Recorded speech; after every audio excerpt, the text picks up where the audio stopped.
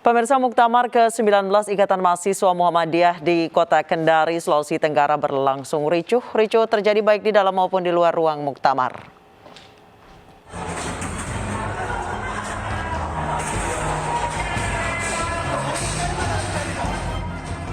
Kericuhan dalam Muktamar ke-19 Ikatan Mahasiswa Muhammadiyah di salah satu hotel di Kendari, Sulawesi Tenggara diduga diawali dari pengambilan ID anggota Muktamar asal Ambon oleh panitia.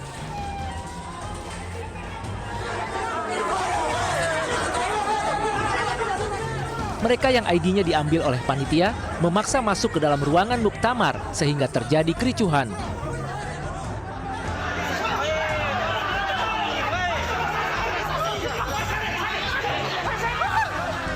Saling dorong antara kader IMM Maluku tak dapat terhindarkan, mulai dari luar ruangan hingga berlanjut ke dalam ruangan. Sejumlah anggota kepolisian yang berjaga berupaya meredam kericuhan. Terpenuh, itu justru mereka punya hak diamputasi dengan cara tidak berikan ID card, lalu mereka tidak boleh diizin panitia untuk. Sementara itu panitia lokal terus melakukan pendekatan terhadap peserta Muktamar agar cepat diselesaikan. Muktamar IMM ke-19 yang digelar di Kendari, Sulawesi Tenggara akan memilih dua calon ketua umum, yakni Abdul Musawir Yahya dan M. Huda Prayoga. Artis Nikita Mirzani kembali jadi sorotan netizen. Nikita diduga melecehkan bacaan sholat.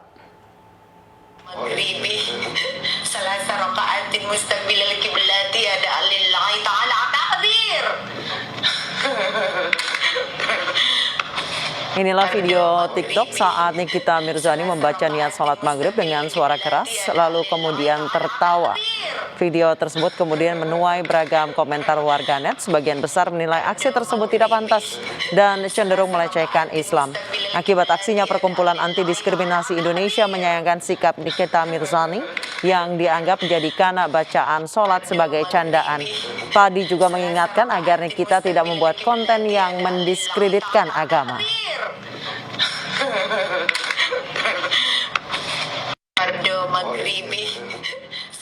Pemirsa, secara hukum Islam apa sebenarnya melakukan candaan terhadap bacaan sholat? Sudah hadir bersama kami Ustadz Das'at Latif. Selamat malam Ustadz.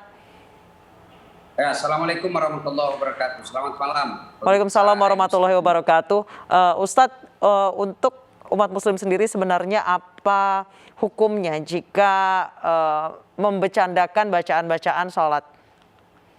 Ya, jumhur ulama artinya mayoritas ulama menghukuminya orang yang mencandakan syariat, mencandakan bagian-bagian dari diantaranya sholat, itu dihukumi bisa menjadi keluar dari Islam. Dengan kata lain, dia dihukumi dengan kafir. Karena agama dibangun itu berdasarkan keseriusan, agama didirikan itu berdasarkan keteguhan terhadap keyakinan. Jadi kalau ada orang yang mencanda, mempermainkan apalagi bagian dari rukun Islam, itu bagian rukun Islam yang dicandakan, maka ulama menghukuminya dia bisa dikategorikan kafir, keluar dari Islam. Baik, dalam hal ini jadi bukan. Ya Ustadz, dalam hal ini ya? Nikita Mirzani adalah seorang figur publik yang memang sudah seharusnya memberikan contoh yang baik. Kalau dinilai dari hal itu kemudian digabungkan dengan hukum Islam seperti apa Ustadz? Saya justru tidak berkeyakinan orang ini sebagai public figure. Ya, namanya public figure itu yang patut untuk dicontoh. Dia justru adalah pengadu figur. Ya, figur kegaduhan. Ya, dia bukan public figure tapi dia public kegaduhan. Jadi sebaiknya orang seperti ini, kalau kita orang Islam yang peduli terhadap agama, mengangkat marwah agama kita, menjaga wibawa agama kita, kita unfollow orang seperti ini. Kita jangan mengikuti akunnya, kita blok. Supaya apa? Dia tidak memicu kegaduhan. Alhamdulillah kita ini sudah bersyukur kepada Allah, COVID sudah mulai mereda. COVID sudah bisa membuat kita agak tenang. Tiba lagi ada isu, ada konten-konten seperti ini. Saya yakin orang-orang seperti ini bikin konten gila seperti ini hanya mencari popularitas. Barangkali dari segi kreativitas positif, aktingnya sudah mulai pudar, kemudian popularitasnya mulai pudar, tidak punya kreativitas yang positif, akhirnya cari yang negatif-negatif supaya kembali terangkat popularitasnya. Ada pepatah Arab mengatakan kalau kau mau terkenal kencingi sumur Samsam. Ya memang kalau pasti kau terkenal satu dunia kalau mengencingi sumur Samsam, tapi terkenalmu adalah terkenal dalam hal negatif. Maka saudara-saudara, ya, saudaraku seiman, ya, orang-orang seperti ini kita tidak usah rusulah, tidak usah pedulikan orang begini. Cukup kalau kita peduli terhadap agama, unfollow, blok dia punya akun, ya, jangan ikuti. Kita kemudian menghukumnya dengan hukum sosial, hilangkan dia dari media sosial. Kemudian pihak aparat, ya, sebaiknya orang-orang seperti ini perlu mendapat perhatian khusus. Perhatian khusus dalam arti adalah tindakan hukum, ya, mungkin dipanggil untuk ditanya, ya, untuk selebihnya ya orang-orang hukumlah yang tahu. Kemudian bisa juga orang-orang seperti ini diperiksa kesehatan jiwanya, ya. Orang sakit jiwa itu tidak berarti gila. Orang sakit jiwa itu kan ada tingkatan-tingkatannya. Gila itu sudah parah. Tetapi orang seperti ini saya yakin ada gangguan jiwa karena selalu menganggap hiburan, selalu mencari popularitas dari hal-hal negatif. Itu kan abnormal namanya. Ya, saya doakan mudah-mudahan orang seperti ini mendapat hidayah dari Allah sehingga dia bisa, kalaupun nanti akan wafatnya dia sudah mendapat hidayah dari Allah Subhanahu wa taala. Auzubillahi min dzalik. Baik, Ustadz, untuk efek jerah, apakah kasus seperti ini layak dilaporkan ke polisi terkait dengan penistaan agama, Ustadz? Ya, sebaiknya meskipun tidak ada yang laporkan, polisi kalau melihat kasus seperti ini, ya mungkin ada riak-riak, ada potensi keributan, ada potensi yang mengganggu kemaslahatan umat, ya polisi saya kira harus proaktif untuk memanggil apa motifnya mempermainkan ajaran agama seperti ini, ya tentu perlu digali apa motifnya sehingga polisi sebaiknya proaktif memanggil. Memanggil itu kan tidak langsung dipenjara, memanggil itu kan tidak langsung dihukum, tapi paling tidak dengan panggilan itu masyarakat menyadari bahwa ada perhatian aparat terhadap orang-orang yang mempermainkan hukum-hukum seperti ini. Kalau kita menuntut hal ini seperti orang seperti ini dituntut, orang seperti ini dilakukan pemanggilan, tidak berarti kita radikal. Tapi ini kita berupaya untuk menjunjung tinggi kemuliaan sebuah agama. Agama itu ketika melihat kebatilan, kan kata Nabi, apabila kau melihat kebatilan, pertama cegahlah dengan tanganmu. Tangan ini simbol kekuasaan. Ya, pemerintahlah di sini. Kita masyarakat tidak boleh main hukum, main hakim sendiri. Kemudian tidak bisa pabilizani dengan lisanmu. Lisan di sinilah ulama, aktivis dakwah. Kemudian tidak bisa itu kata Nabi, tegurlah dalam hatimu. Tegur dalam hati ini wujud konkretnya, unfollow. Jangan ikuti akunnya, blok akunnya. Itulah selama-lama iman. Saya kira memang harus ada perhatian dari aparat. Sebab orang ini saya lihat sudah mengulang-ulang. Ya, karena dia tidak ada tindakan hukum, akhirnya dianggap remeh. Ya, saya tersinggung kalau Allah yang saya puja, yang saya muliakan 24 jam, yang saya yakin pemilik segalanya, lalu ada yang menghinanya dengan kalimat-kalimat seperti ini, ya tentu saya jengkel. Kejengkelan itu tentu saya tidak mewujudkan dalam main hakim sendiri, sebab kita punya hukum. Maka pemerintah dalam hal ini, kepolisian proaktif untuk melakukan proses hukum seperti ini. Proses hukum tidak berarti bahwa langsung dia dipenjara, tidak. Tetapi adalah sedikit ya upaya hukum supaya orang ini juga tidak berkelakuan berulang-ulangnya karena dia tidak ada proses hukum, akhirnya sebebas-bebasnya dia dan seolah-olah negara kita ini tak berdaya menghadapi orang seperti ini. Baik Ustadz, mau tidak mau, suka tidak suka Nikita Mirzani ini banyak followersnya, baik itu di sosial media. Ia pun merupakan sosok yang dikenal oleh publik. Apakah ada istilahnya seorang public figure itu harus memberikan contoh yang baik, namun ia kerap kali memberikan contoh yang buruk, apalagi ini mempermainkan bacaan sholat. Apakah kalau misalnya dalam hukum Islam, apakah ada istilahnya tambahan dibandingkan orang yang bukan siapa-siapa gitu, tambahan hukuman dibandingkan orang yang bukan siapa-siapa? Ya, bagi saya perlu diluruskan dulu apa itu public figure. Bagi saya orang seperti ini definisi penting ya, definisi hakiki menurut Kamus Besar Bahasa Indonesia, public figure itu adalah orang-orang yang patut diikuti tingkah lakunya, patut dicontoh kelakuannya, dan dicontoh menjadi yang namanya public figure, dicontoh dalam hal nilai-nilai kebaikan. Ini public figure. Tapi kalau seperti ini bukan public figure, dia sumber kegaduhan. Apalagi yang dia lakukan ini adalah menodai nilai-nilai agama. Bagi orang yang baik agamanya, ya pasti merasa terhina kalau ajaran rukun-rukun sholat, ya praktek sholat dipermainkan, nama mulia, nama-nama Allah, Asmaul Husna dilecehkan. Ya bagi kita orang beriman ini kan sakit hati. Tapi sakit hati kita kan tidak boleh main hakim sendiri. Maka negara ini kita harap mewakililah sakit hatinya umat ini agar orang seperti ini dikenakan hukum. Namanya orang yang banyak followernya, banyak orang yang mengikutinya, apalagi kalau pengikutnya banyak anak-anak SMA, ya banyak anak-anak SMP yang masih labil. Saya khawatir melakukan penodaan seperti ini dianggap hal biasa. Ya, oleh karena itu ya perlu memang ada tindakan hukum. Nah, tindakan hukum yang saya maksud pelajari apa motifnya, biarlah di pengadilan nanti yang membuktikan dia benar atau tidak.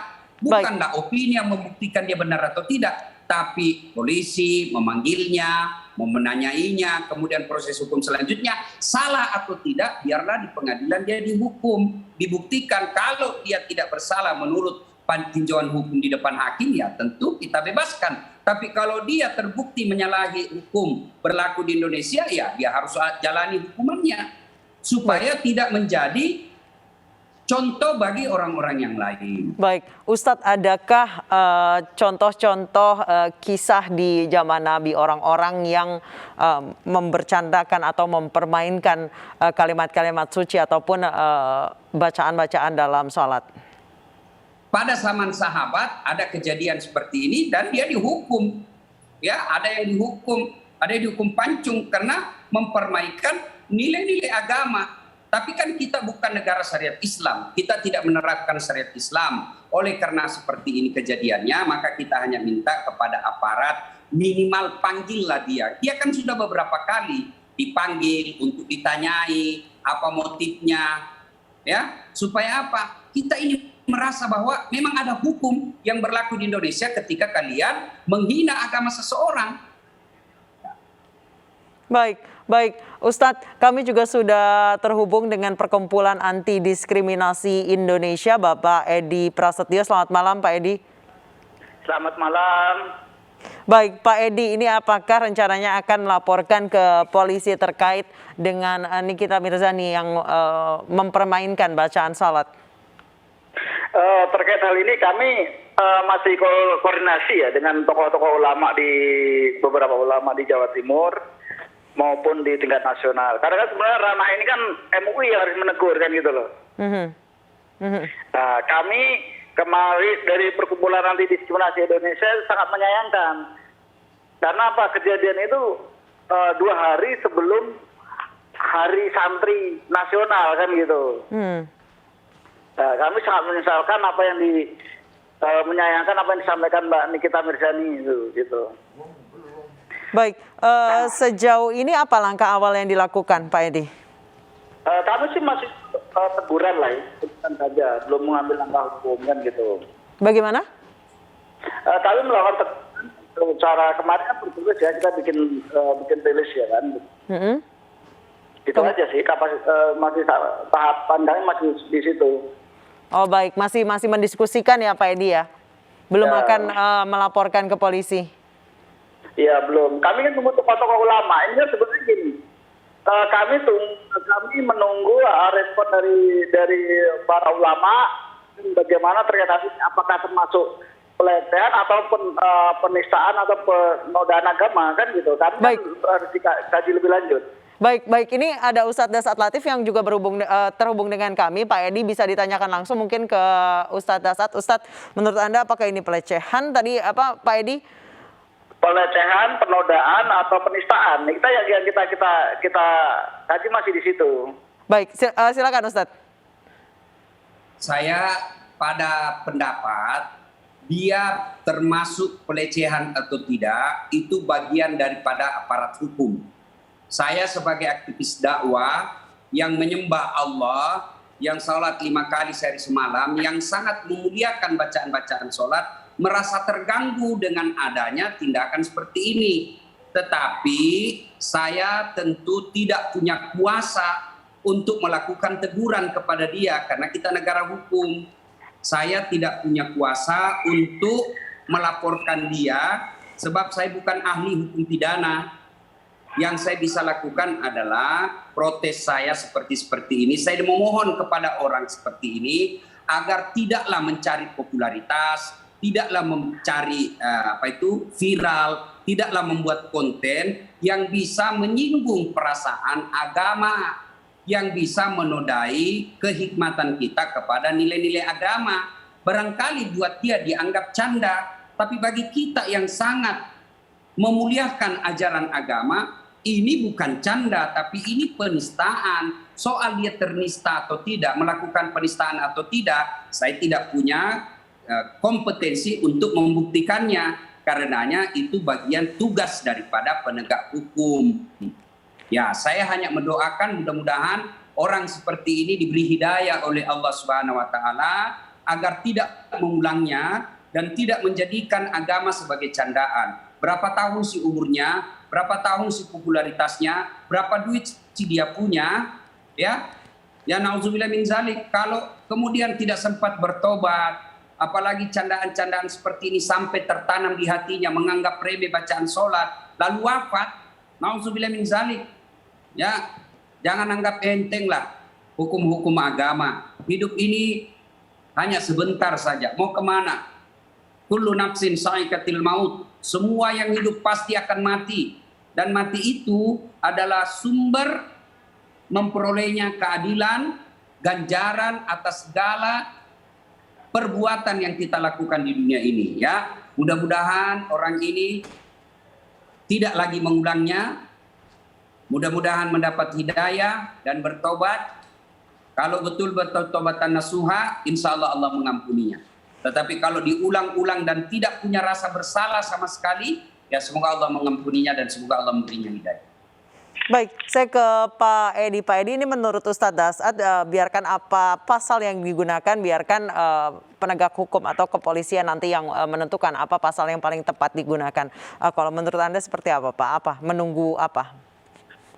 Kalau saya sih menunggu terkait hal ini sebenarnya kan yang punya wewenang MUI maupun tokoh-tokoh ulama ya kan. Kalau kami dari Perkumpulan Anti Diskriminasi sih sebenarnya menduga ya ada dugaan penodaan agama pasal 156A kan gitu.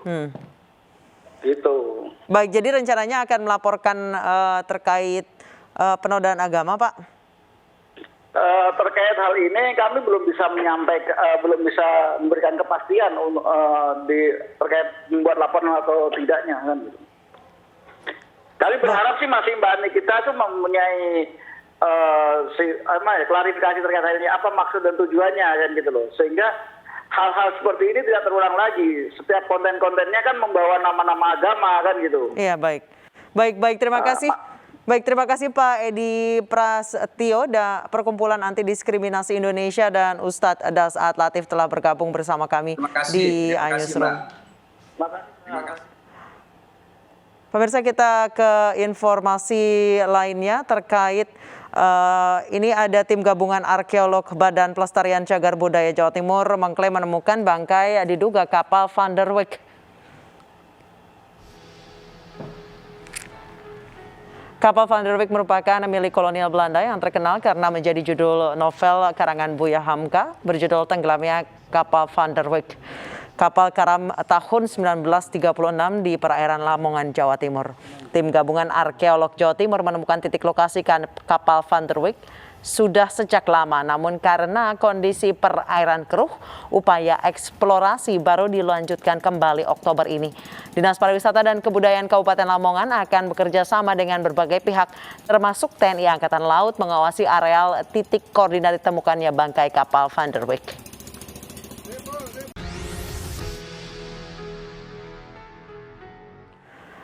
Disebabkan utang piutang, 2 siswa di Jambi berkelahi. 1 siswa yang terluka kini dirawat di rumah sakit.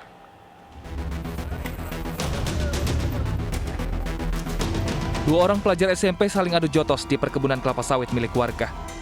Siswa lain yang berada di lokasi tidak melerai, justru menjadi provokator agar saling pukul terus dilakukan. Dari hasil pemeriksaan, kedua siswa merupakan pelajar kelas 9 di SMP Negeri 2 Pelepat Jambi. Diduga perkelahian disebabkan utang piutang. Akibat perkelahian, seorang pelajar mengalami luka serius di bagian kepala dan harus dirawat di rumah sakit yang berada di Provinsi Sumatera Barat. Tadi malam langsung kita lakukan pemeriksaan, pengumpulan para saksi, ada kurang lebih 15 saksi yang sudah kita ambil keterangan sebagai keterangan saksi. Kemudian kita masih menunggu karena korban sendiri masih dirawat di rumah sakit, dan tentunya kepada pelaku nanti segera akan kita ambil keterangan dan kita proses. Cuma yang menjadi catatan khusus adalah karena pelaku ini adalah anak, kita perlakukan anak yang berhadapan dengan hukum dengan Undang-Undang Sistem Pengadilan Anak. Polisi pun menyelidiki kasus yang memakan korban luka. Polisi juga meminta agar video ini tidak disebarluaskan agar tidak menjadi contoh bagi siswa lainnya. Perkelahian antar siswa juga terjadi di Sumatera Utara. 3 siswa adu jotos di lapangan. Polisi turun tangan untuk memediasi.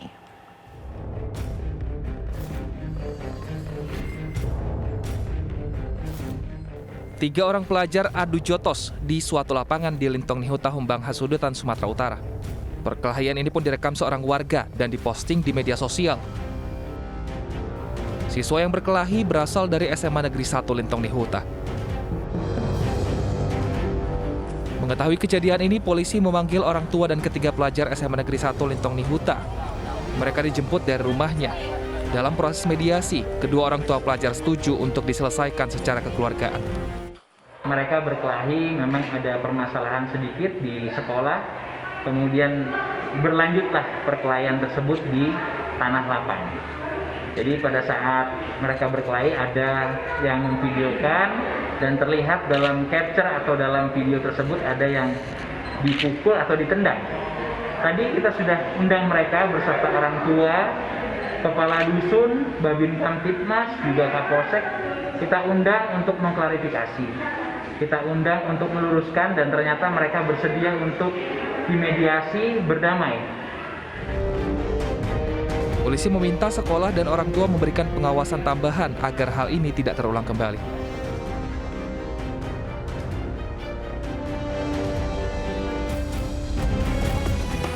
Pemirsa, perempuan pegawai Basarnas tewas dibacok sekelompok pria di depan kantornya di Kemayoran, Jakarta. Kami akan hadirkan informasi selengkapnya usai jeda.